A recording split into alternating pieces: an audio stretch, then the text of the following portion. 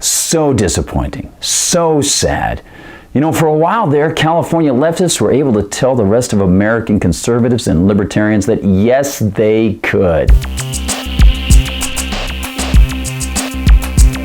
Yes, they could provide all those wonderful services and government projects and balance the budget under Governor Great Leader Jerry Moonbeam Brown. To manage unreliability requires prudence. It requires that we keep a very close eye on the balance in our budget.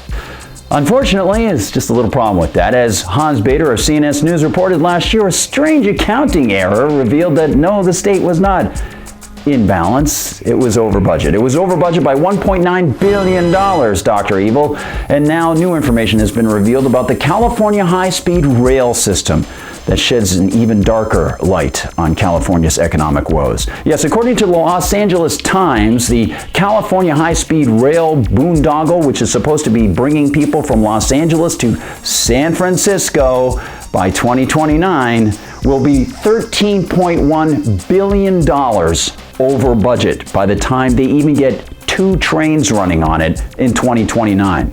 But that's okay. It's for the children. For all children.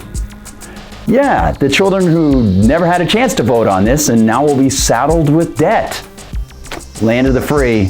Love it. In fact, the numbers could come in at $98.1 billion for this whole project. This is a government project. They don't know whether it will actually be attractive for customers. In fact, no government rail system in history has ever run in the black.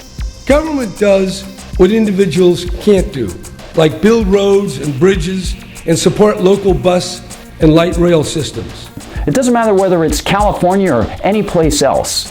Why is it that people don't recognize that transportation is also something that can be provided by the private market? And if those people who are providing a train system are providing it on the private market, they're only risking their own capital and the people who have invested in it voluntarily. When government does it, everybody is going to have to pay for their mistakes.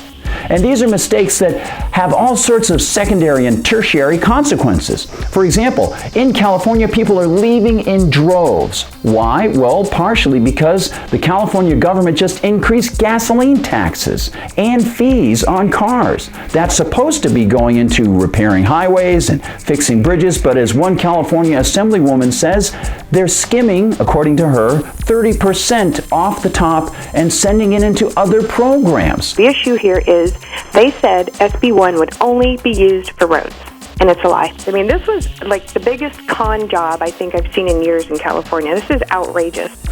So what are we to make of all this? Well, this is something that is endemic to government programs. If you look at things like even the Transcontinental Railroad, that was way over time and way over budget, even while the Great Northern Railroad, a private railroad, built a transcontinental railroad which was under budget and on time.